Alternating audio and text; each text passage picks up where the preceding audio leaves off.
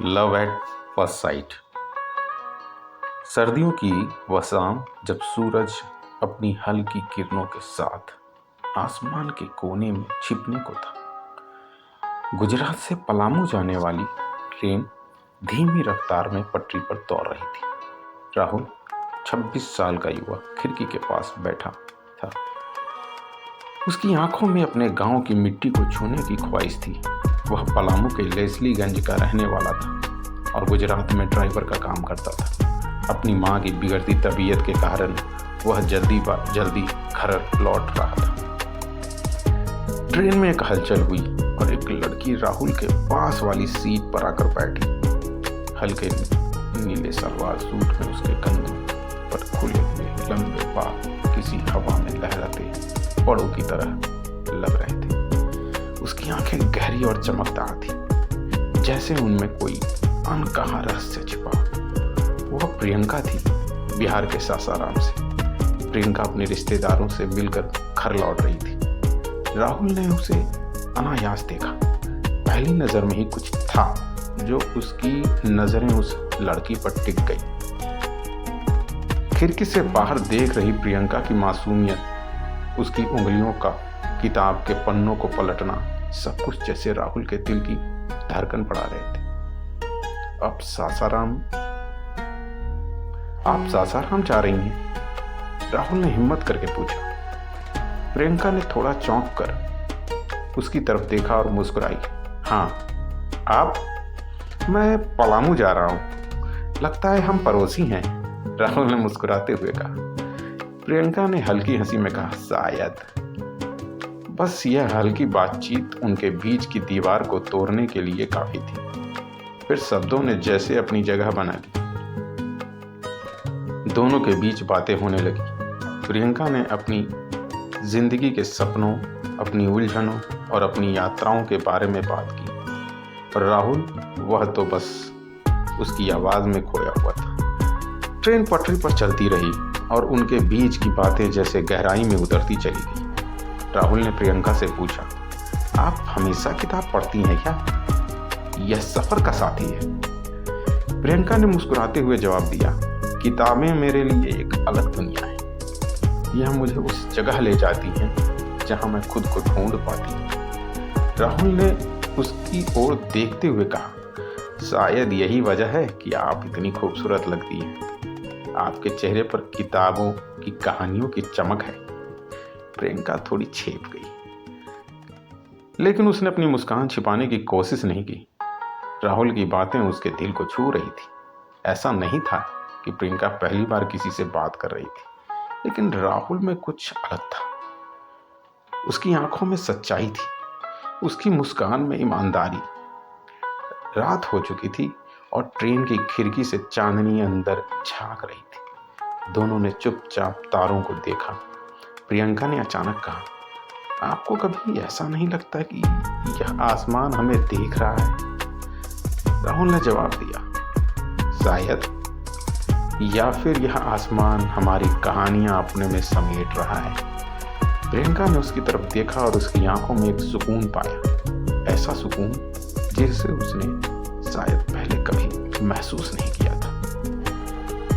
Train जब Daltonganj station पर पहुंची तो राहुल का स्टेशन आ गया था। प्रियंका सासाराम के लिए आगे बढ़ने वाली थी। राहुल के दिल में एक अनजाना सा डर था, जैसे वह कुछ कीमती खोने वाला हो। उसने प्रियंका से कहा, अगर कभी पलामू आना हो तो मुझे जरूर याद करना। प्रियंका ने मुस्कुराते हुए कहा, और अगर आप सासाराम आए तो मुझे ढूंढ लेना। दोनों ने एक दूसरे को अलविदा कहा, लेकिन उस अलविदा के पीछे उनके दिलों में एक गहरी उदासी छिपी थी। राहुल और प्रियंका के बीच फोन कॉल्स और मैसेज का सिलसिला शुरू हो गया। दोनों हर दिन घंटों बातें करते। प्रियंका राहुल से कहती, मुझे तुम्हारी आवाज सुनकर ऐसा लगता है जैसे मैं किसी शांत नदी के किनारे खड़ी हूं। तुम्हारी बातें मुझे सुकून देती है।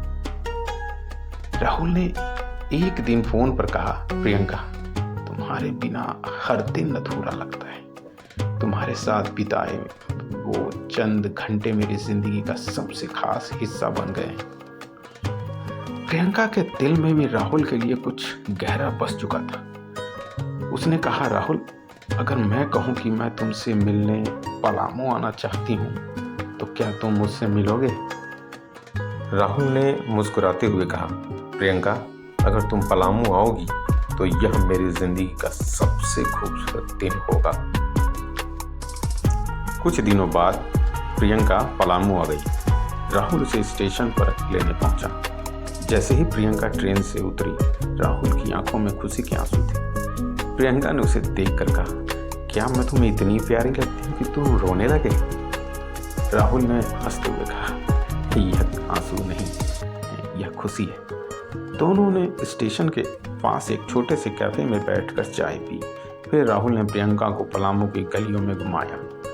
दोनों ने झरने के किनारे वक्त बिताया, जहां प्रियंका ने कहा, यह जगह इतनी शांत है, ऐसा लगता है जैसे वक्त रुक गया हो। राहुल ने उसके पास बैठते हुए कहा, कभी कभी मैं चाहता हूं कि वक्त सच में रुक जाए, ताकि मैं तुम्हारे साथ यह पल हमेशा के लिए जी सकूं। प्रियंका ने उसकी ओर देखा। उसने राहुल का हाथ पकड़ा और कहा, तुम्हारे साथ हर पल खूबसूरत है राहुल, मैं चाहती हूँ यह सफर कभी खत्म न हो। लेकिन उनकी खुशी ज़्यादा देर तक छुपी नहीं रही। स्टेशन और उसके आसपास के लोगों ने दोनों को साथ घूमते देखा और पुलिस को सूचना दे दी। पुलिस दोनों को थाने ले गई। पुलिस ने पूछा, तुम दोनों कौन हो और यहाँ क्या कर रहे हो? राहुल ने कहा, हम दोनों एक दूसरे से प्यार करते हैं और शादी करना चाहते हैं। प्रियंका ने भी यही बात दोहराई। पुलिस ने प्रियंका के परिवार वालों को बुलाया और राहुल के परिजन भी थाने पहुंच गए। प्रियंका के परिवार ने इस रिश्ते को मानने से इनकार कर दिया। प्रियंका ने अपने परिवार से कहा, प्यार कोई गुनाह नहीं है। राहुल के साथ में खुद को पूरा महसूस करती हूँ, मैं उसे नहीं छोड़ सकती। राहुल ने कहा, मैं प्रियंका से सच्चा प्यार करता हूँ और मैं उसका हर कदम पर साथ दूंगा। काफी बातचीत और प्रियंका के समझ जाने के बाद उसके परिवार ने आखिरकार उनके प्यार को स्वीकार कर लिया। कुछ दिनों बाद राहुल और प्रियंका ने शादी कर ली। उनकी शादी भले ही सादगी से हुई हो, लेकिन उनके दिलों में खुशी का सागर था। शादी के बाद प्रियंका और राहुल ने अपनी जिंदगी को नई शुरुआत दी। वे दोनों एक दूसरे के साथ अपनी छोटी सी दुनिया में बेहद खुश थे। चलती ट्रेन में शुरू हुई उनकी मोहब्बत ने उन्हें एक ऐसा सफ़र दिया जिसे वे ताउम्र याद करेंगे। उनका प्यार इस बात की मिसाल बन गया कि मोहब्बत अगर सच्ची हो तो वो हर मुश्किल को पार कर जाती है।